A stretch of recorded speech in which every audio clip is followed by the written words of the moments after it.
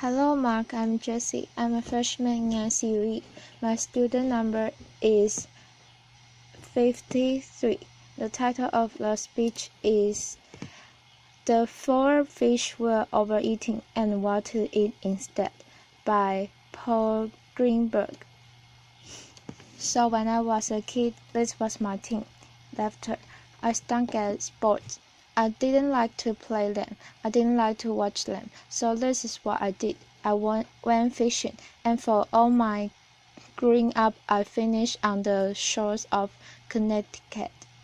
And these are the creatures that I saw on a regular basis. But after I grew up and went to college, and I came home in the already 90s, this is what I found. My team had shrunk. It was like literally having your roster devastated. And as I sort of looked into that from a very personal point of view as a fisherman, I started to kind of figure out, well, what was the rest of the world thinking about it. First place I started to look was fish market. And when I went to fish market, in spite of where I was, whether I was in North Carolina or Paris or London or wherever, I kept seeing this weirdly repeating trope of four creatures again and again on the menus on ice: shrimp, tuna, salmon, and cod. And I thought this was pretty strange, and as I looked at it, I was wondering, did anyone else notice this sort of shrinking of the market? Well, when I looked into it, I realized that people didn't look at it as their thing. Ordinary people, the way they look at seafood was like this. It's not an unusual human characteristic to reduce the natural world down to a very few elements. We did it before, 10,000 years ago, when we came out of our caves.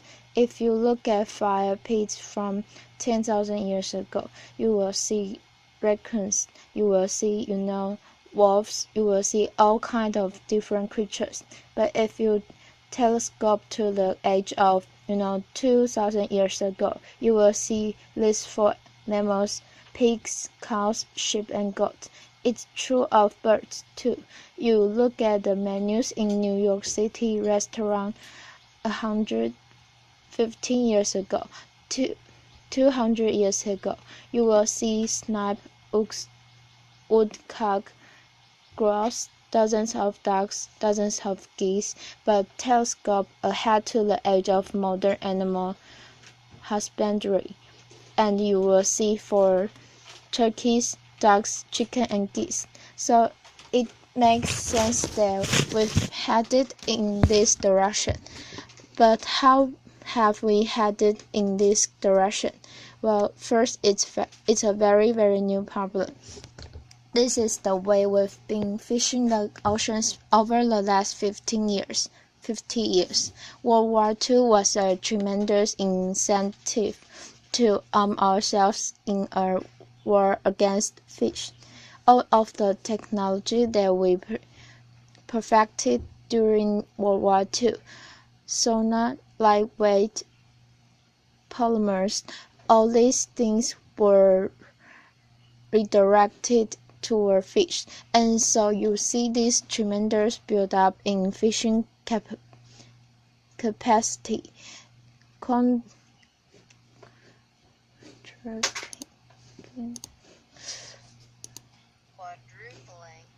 Quadrupling in the course of time, from the end of World War II to the present time. And right now that means we are taking between 18 and 19 million metric tons out of the sea every year. That's the equivalent of the human weight of China taken out of the sea every year. And it's no coincidence that I use China as the example because China is now the largest fishing nation in the world. Well, that's only half the story. The other half of the story is this incredible boom in fish farming and agriculture, which is now, only in the last year or two, starting to exceed the amount of wild fish that we produce, so that if you add wild fish and farm fish together, you get the equivalent of 2 Chinas created from the ocean each and every year.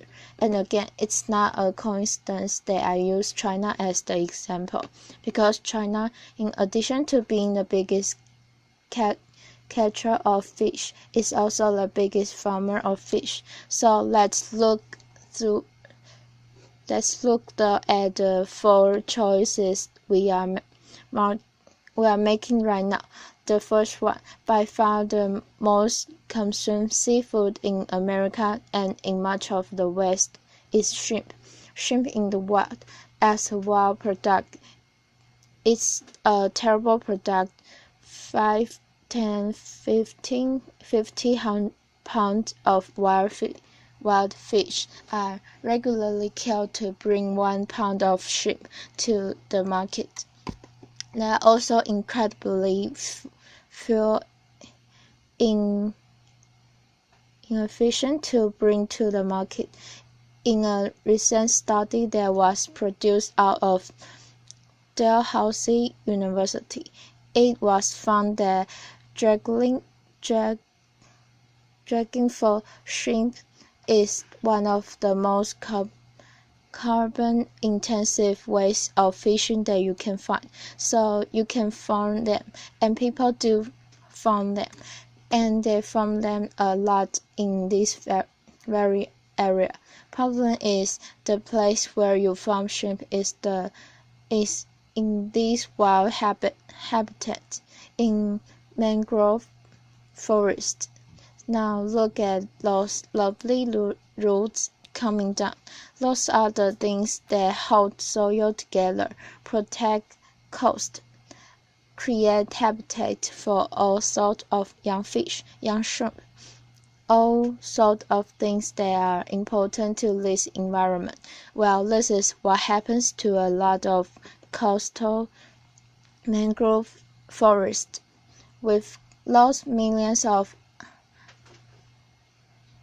acres of coastal mangroves over the last 30 or 40 years.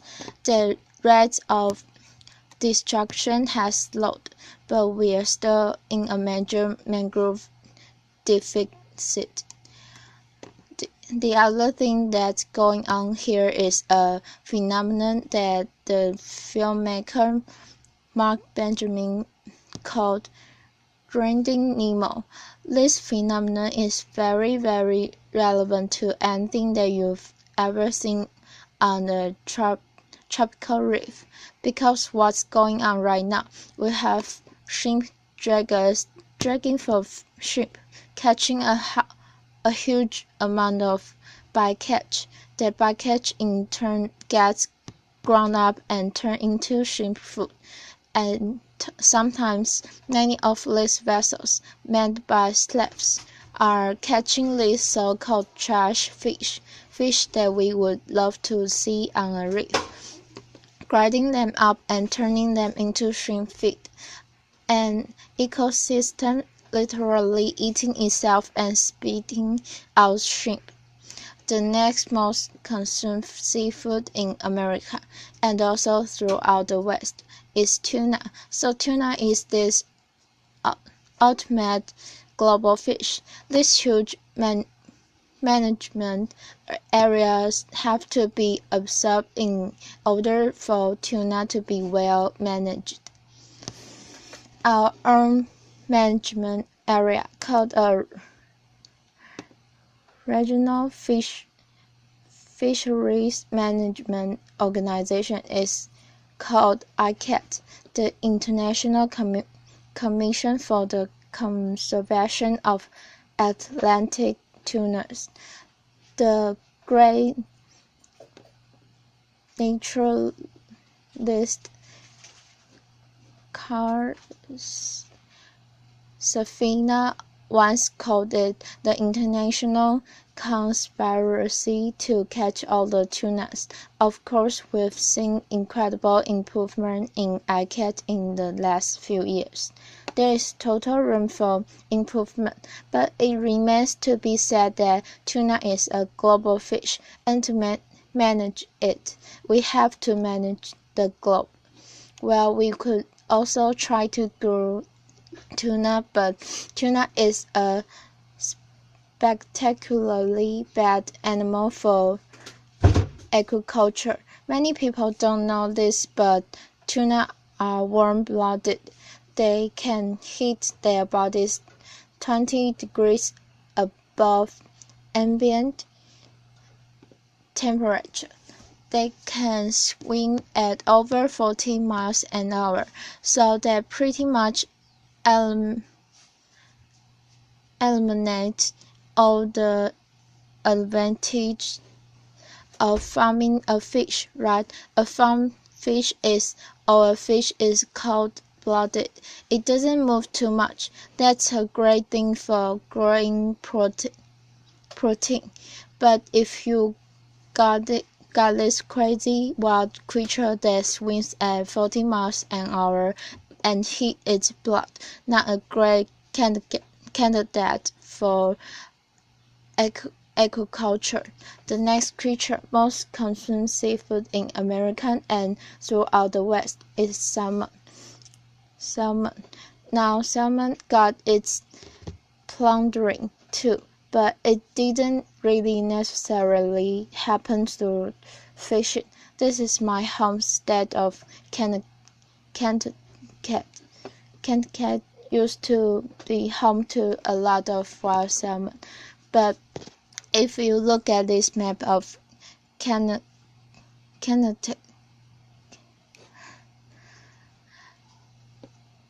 every dot on the map is a dam.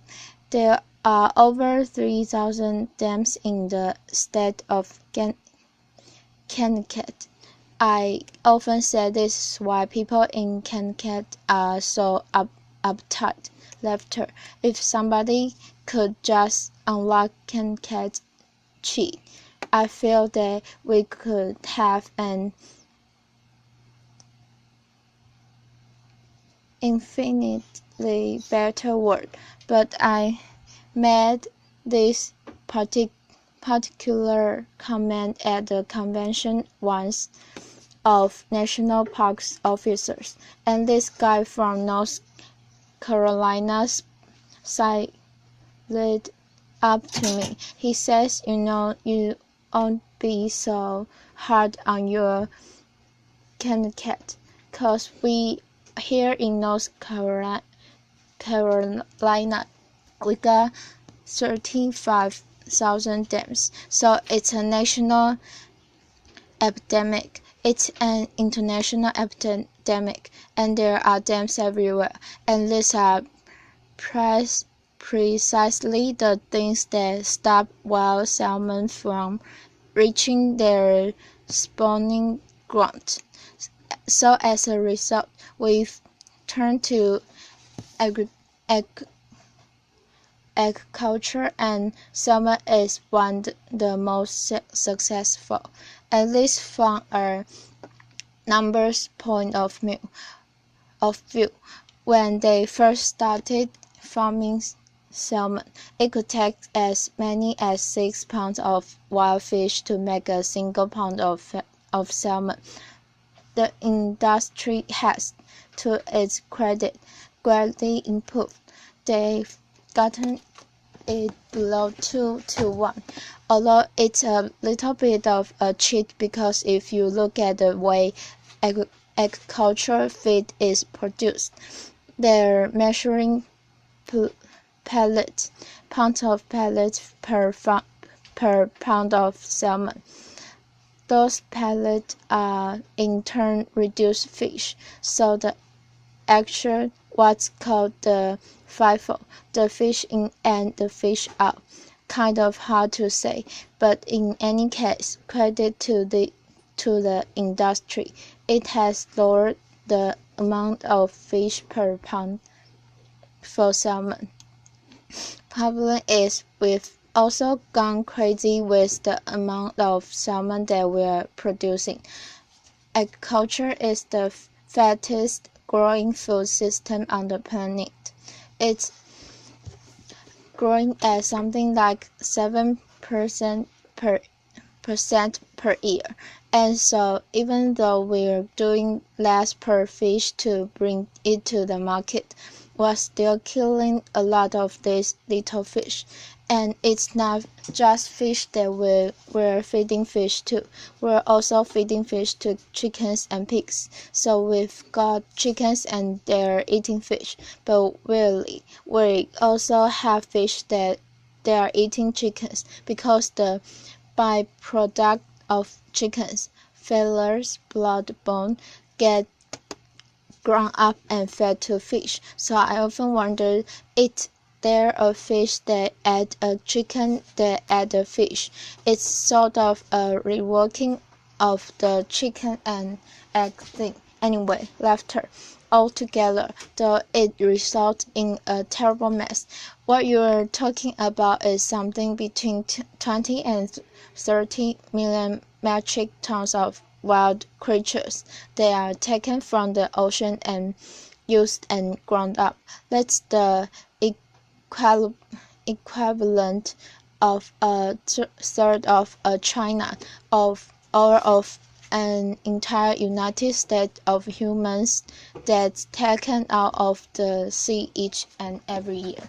The last of the four is a kind of amorphous thing. It's what the industry calls white fish. There are many fish that get cycled into this white fish thing, but the way to kind of tell the story, I think it's through the classic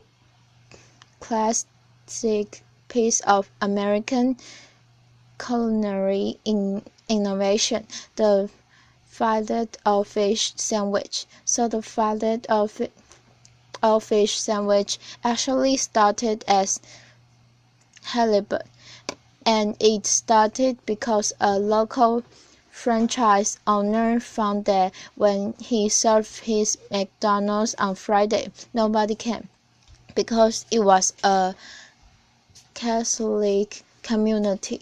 They needed fish. So he went to Ray Kroc and he said, "I'm going to bring you a fish sandwich, going to be made out of halibut." Ray Kroc said, "I don't think it's going to work. I want to do a halibut burger, and there's going to be a slice of pineapple on a bun. But let's do this. Let's have a bet. Whoever sandwich sells more, that will be the winning sandwich." Well, it's kind of sad for the ocean that the halibut burger didn't win. So he made his halibut sandwich. Unfortunately, though, the sandwich came in at 30 cents. Ray wanted the sandwich to come in at 25 cents. So he turned to Atlantic cod. We all know what happened to Atlantic cod in New England. So now the fillet-o-fish sandwich is made out of Alaska pollock. It's the largest finfish fishery in the United States. 2 to 3 billion pounds of fish taken out of the sea every single year. If we go through the pollock, the next choice is probably going to be tilapia. Tilapia is one of those fish nobody ever heard of 20 years ago. It's actually a very efficient converter of plant protein into animal protein, and it's been a godsend to the third world. It's actually a tremendous tremendously sustainable solution. It goes from an egg to an adult in 9 months. The problem is that when you look about the West, it doesn't do what the West wants it to do. It really doesn't have what's called an early fish profile. It doesn't have the EPA and DHA omega-3s that we all think are going to make us live forever. So what do we do? I mean, first of all, what about these poor fish, the cloppet, the fish that represent a huge part of that 20 to 30 million metric tons? So, well, one possibility that a lot of conservationists have raised it could we eat them? Could we eat them directly instead of feeding them to salmon? There are arguments for it. They are tremendously fuel efficient to bring to market, a fraction of the fuel cost of, say, shrimp, and at the very top of the carbon efficiency scale. They also are omega-3 rich, a great source for EPA and DHA. So that is a potential. And if we were to go down that route, what I would say is instead of paying a few bucks a pound or a few bucks a ton really, and making it into a egg feed, could we have the cage and double the price for the fishermen and make our way of treating this particular fish? Other possibility, though, which is much more interesting, is looking at bivalves, particularly mussel. Now, mussels are very high in EPA and DHA. They are similar to canned tuna. They are also extremely fuel efficient. To bring a pound of mussel to market is about a thirtieth of the carbon as required to bring beef to market. They require no forage fish. They actually get their omega-3s by filtering the water of microalgae. In fact, that's where omega-3s come from. They don't come from fish. Make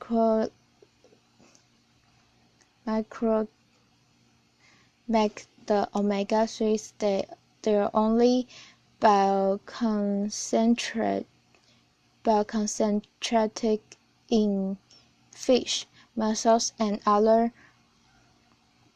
bivalves do tremendous amount of water filtration. A single mussel can filter dozens of gallons every single day, and this is incredibly important when we look at the world right now. Nitrification, overuse of phosphate in our waterways are causing tremendous algal blooms. Over 400 new dead zones have been created in the last 20 years, tremendous sources of marine life death. We also could look at not a fish at all. We could look at the vegetable. We could look at a seaweed, the kelps, all these different varieties of things that can be high in omega-3. can be high in proteins, tremendously good things. They filter the water just like mussels do. And weirdly enough, it turns out that you can actually feed these to cows. Now, I'm not a big fan of cattle, but if you wanted to keep growing cattle in a time and place where water resources are limited, you are growing seaweed in the water.